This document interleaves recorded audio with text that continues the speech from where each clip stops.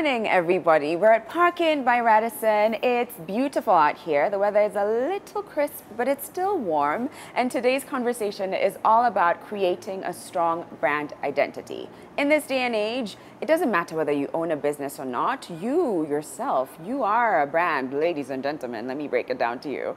And so there are some do's and some don'ts. And that's why we have an expert in the building. Her name is Eunice Nyandat, and 10 years ago she started My Biz Marketer, which is an advertising agency. Started it in the States, and now she's here, been here for about 2 years now.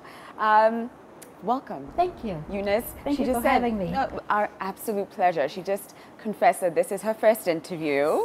Really excited that we get to. Yeah. Yes. No, but it'll be a breeze. We're talking about something that you love and you do all the time. Absolutely. So let's just even start with the basics. Why is it important for a brand, for a company rather, to create and to have a strong brand? Why is it vital for them? Think about what Coca-Cola has done, right? Now everybody knows Coca-Cola, whether they're the high or 90-year-old grandma knows about Coca-Cola, right? Yeah. They've built a strong brand. What companies should try to achieve, not the Coca-Cola level, because it may not be achievable for your particular brand, is an identity people can identify with. Give them that personality or the voice that people can like about you, the brand, not the person, the brand. So that then them talking about you to other people is easier. Right. It's easy to talk about, I bought blah, blah, blah shoes from brandshoesstore.com, right? That kind of thing. Make it easier. It helps personalize something that is not human. Giving it a personality and a voice. Yeah. Yes. And is it true to say that even when you're not actively working to create a strong brand, you ultimately, whatever it is that you're doing on a daily basis, that does become your brand, and it can either be good or bad? Absolutely. Think about this. Oprah. She didn't start out to be this mogul, right? And her identity, being authentic, being true, being a teacher, grew over time and built her brand, right? So that everything you do in your everyday life has to be towards building that brand. So anything you do, if I'm a personality and I'm about helping children, every activity I do that amplifies or amplifies and empowers children is going towards building my brand, right? Absolutely. Okay, so you've talked about time, like giving it time. Is there a time frame? Like if I was at this moment in time to start something, how long would it take before I could say that it's a strong brand? Or what does it take to create a strong brand? So when you start hearing people talking about your brand as the brand, that Oprah, then you've got something. So you start, you gotta start somewhere, right? So the everyday things you do, and then using the platforms that we now have today, make it actually easier. So you don't have to take the length of Oprah time, right? Remember, she was on TV, which is one way. So you consumed at a certain time. So it wasn't at your schedule, it was at her schedule, right? Now you can consume her at any time. So amplifying her brand just multiplied gazillion times, right? So now you can do it a lot faster than the old brands, right? Okay, right, that's true. Okay, so let's talk about that. What are those steps? What are those things that are available to us now that can help us create a strong brand? So back in the day, we had print, TV, radio. You scheduled, and if your brand buyer wasn't on TV at 9 o'clock and you are on an interview at 9 o'clock, they missed that. You missed that. Now we have the social media platforms. Platform for many to many, scheduled and consumed at whatever time. If you're 2 a.m. and you're listening to your favorite makeup person do a makeup video because you've got an interview this morning, there you go. You're consuming that brand that you follow at your preferred time, right? So you've got all these platforms that I fear that our brands in Kenya aren't even trying to maximize on, because they have good products, they have good services, but they're not out there.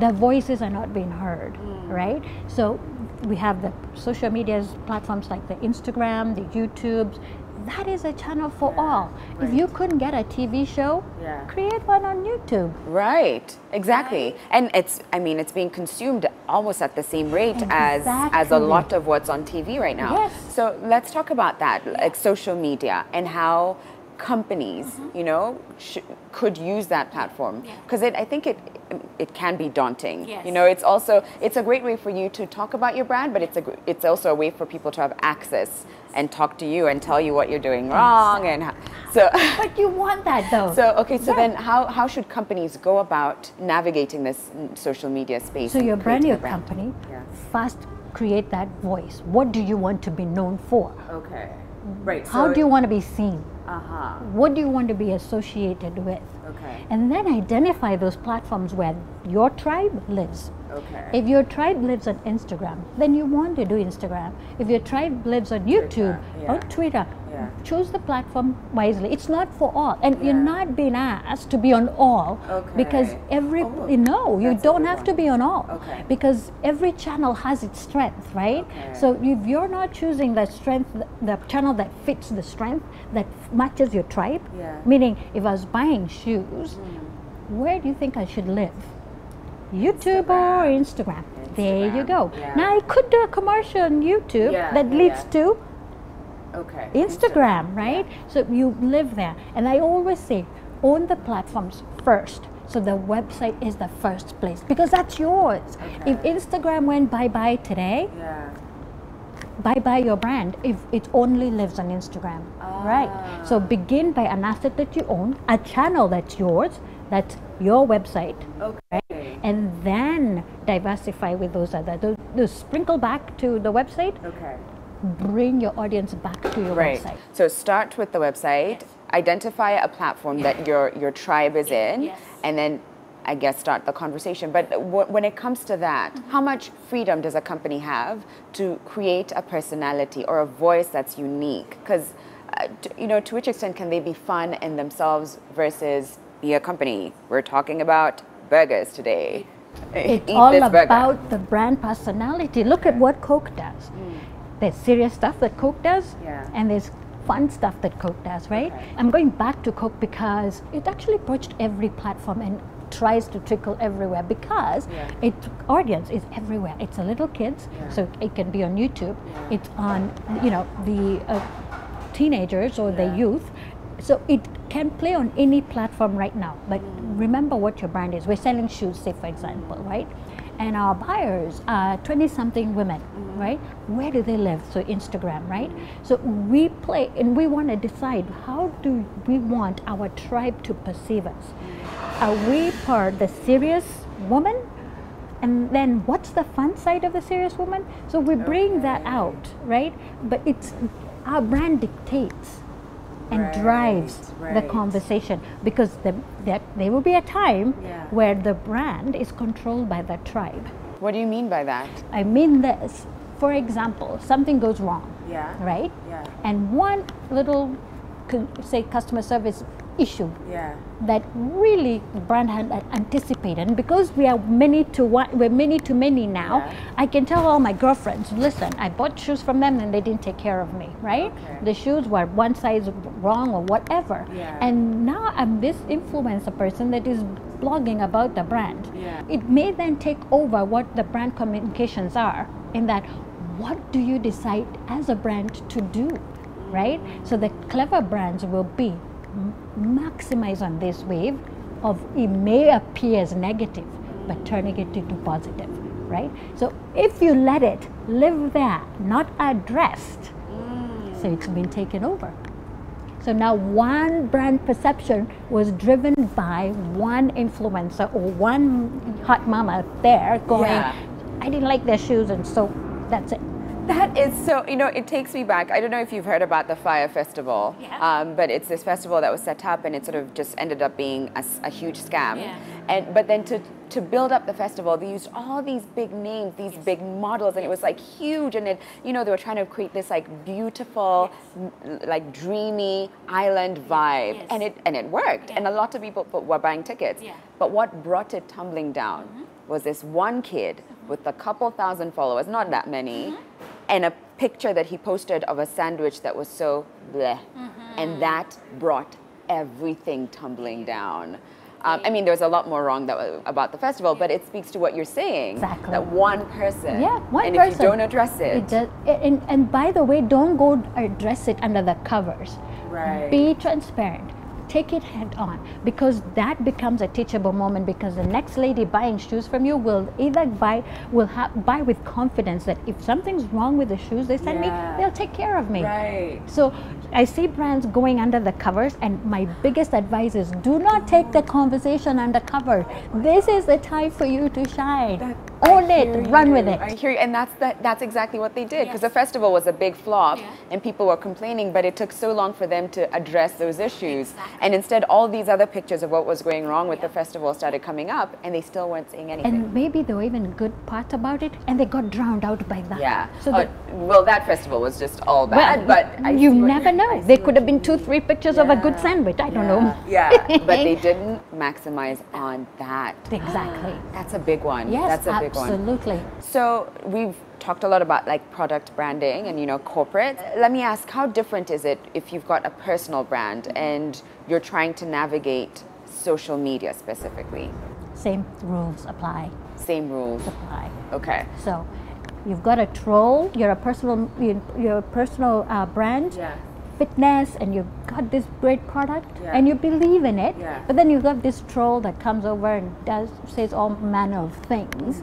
And I listened to all Kenyan YouTubers complaining about the ugliness that is out there. There's some to be addressed, of course, because some of them is personal. You do not want to then air your personal stuff on those channels.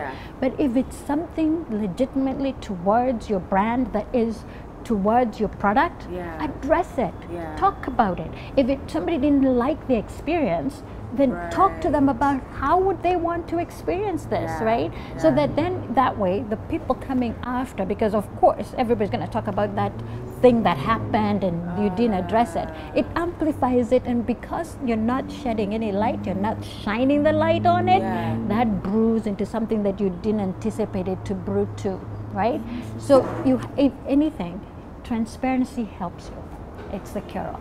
Interesting. So again, it's not to say that every single troll that comes and is attacking your brand, your personal brand, not every single troll, but if it's something that might speak true to either who you are or what you want for that space, then it's probably best to say, hey, actually, you've got a point there. What would you like to see more of? Or maybe even explain like, oh, you see, this is what this space is about, or this is what I'm about. Yes, you're being given an opportunity to clarify and expound your brand. Right. So not to see it as an attack, but an opportunity to clarify your brand.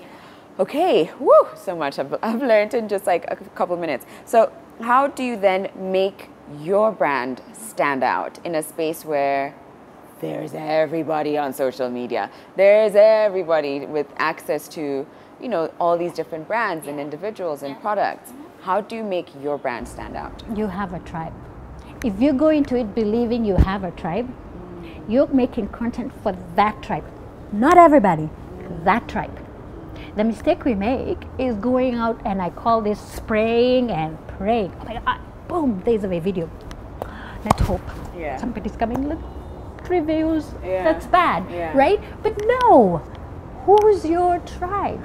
Tell them your video's on there. It's not everybody. So we're selling shoes today, right? And you 20-something to 30-something women love these heels. We're gonna call them the 6-inch heels. So there's a 6-inch heel shoe stop, right?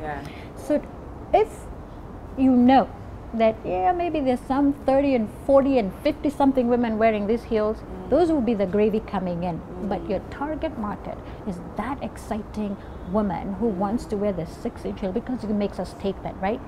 You talk to them. Never mind the 30s, the 40s and something. You talk to your tribe, because your tribe is going to be the one who's going to be there for you for the long haul. The 30 or 40 somethings may go on to wear kitten heels, right? You talk to that market, and there will be new ones coming in every offer. So if you focus on that tribe, don't worry about what everybody else is doing. That's your tribe. Speak to it. Lovely. I love that. Know your tribe, understand them, speak to them. Okay, we've got to take a quick break. We'll be right back in a moment.